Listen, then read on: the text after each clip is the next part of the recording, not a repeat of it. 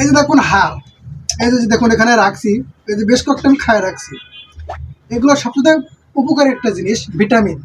যেমন আপনার কোণে ব্যথা, হাতের লোকের গিরেই ব্যথা, হাঁটুতে ব্যথা, কোমরে ব্যথা, এই যে এগুলো তো আপনি খান নিয়মিত, এই যে দেখেন, তাহলে আপনার ব্যথা কিন্তু শেষ হয়ে যাবে।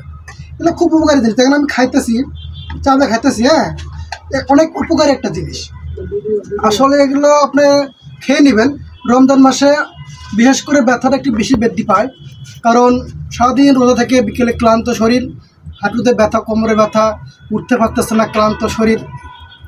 আপনি সেহরি ইফতার করে যদি আপনি কিছুক্ষণ পর নামাজ পড়ে যদি একটা করে খান, আপনি যদি সপ্তাহে একদিন খান, দেখবেন যে আপনার ব্যথা কমে যাবে, শরীরে অনেক উপকার আসবে।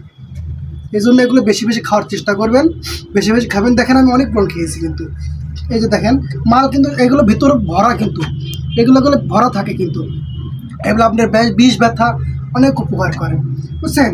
আমি এই যে খাইতেছি একটা, এই যে আমি খাইলাম, যাই হোক, এগুলো আপনি শেয়ার করলাম এই জন্য যাতে আমাদের সবার উপকার হয়। আপনি ভিডিওটা শেয়ার করে দিবেন, অন্য যাতে উপকার হয়, অন্য ভিডিওটা দেখে যাতে এগুলো খাওয়াতে আগ্রহী হয়। এগুলো আপনি বাজারে যাবেন, অহরহ কিনতে পাবেন, কেজি ভাও, বিভিন্নভাবে আপনি খাইতে পারেন। এগুলো আপনি খেয়ে নেবেন, কোনো সমস্যা নাই, এটা আমার ক্ষতি নাই কোনো প্রকার, এটা কোনো ক্ষতি নাই, খাইবেন। এই যে আমি খাইতেছি, দেখেন, মানে এটা খাইতে অনেক টেস্ট কিন্তু। অসংখ্য ধন্যবাদ।